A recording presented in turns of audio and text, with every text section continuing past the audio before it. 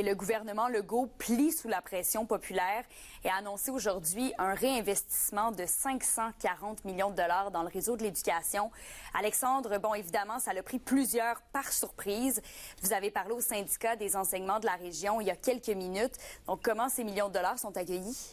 Bien, il y a certainement beaucoup d'étonnement par ce revirement de situation parce qu'après avoir annoncé il y a quelques mois un manque à gagner de près de 500 millions de dollars en éducation, bien voilà que le gouvernement injecte à peu près le même montant.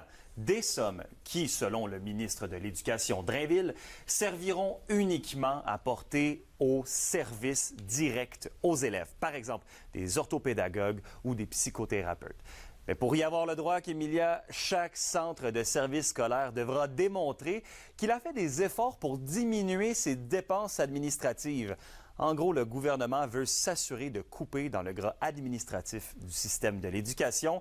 Et d'après la présidente régionale du syndicat des enseignants, Cindy Lefebvre, il n'y a pas beaucoup de gras à enlever parce que les employés du réseau font déjà beaucoup avec peu. Reste que c'est une annonce qui est, somme toute, bien accueillie par le syndicat.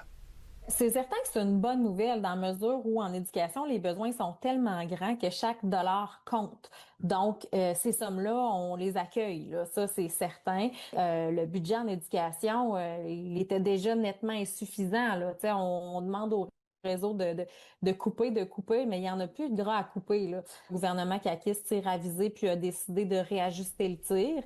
Donc, je vous dirais que pour nous, c'est un peu un sentiment de victoire incomplète. Donc, Alexandre, on vient de l'entendre, un peu d'air pour les employés des écoles.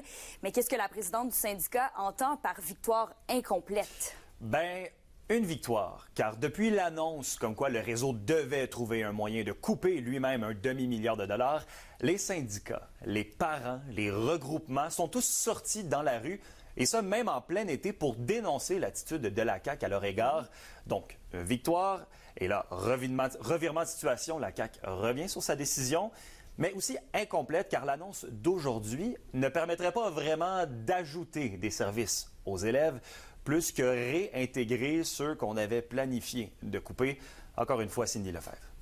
T'as des coupes qui se dessinaient pour la rentrée. Donc là, ce qu'on va faire avec ces nouvelles sommes-là, c'est que fort probablement qu'on va rétro-pédaler pour remettre en place en bonne partie ce qu'il y avait avant, mais il n'y aura pas une augmentation des services, c'est pas vrai. Il faut arrêter de jouer au yo-yo avec le système, là, puis regarder ailleurs, puis prendre des décisions politiques, faire des choix politiques différents pour permettre aux centres de services scolaires d'offrir le meilleur là, pour nos enfants puis nos élèves, là. Finalement, maintenant, la balle est dans le camp des centres de services scolaires qui, en plein été, devront revoir leur plan pour la rentrée et pédaler très fort pour réorganiser leur opération rentrée scolaire qui est déjà dans un peu plus d'un mois. Oui, déjà. On va suivre le dossier d'ici là. Merci, Alexandre. Je vous en prie.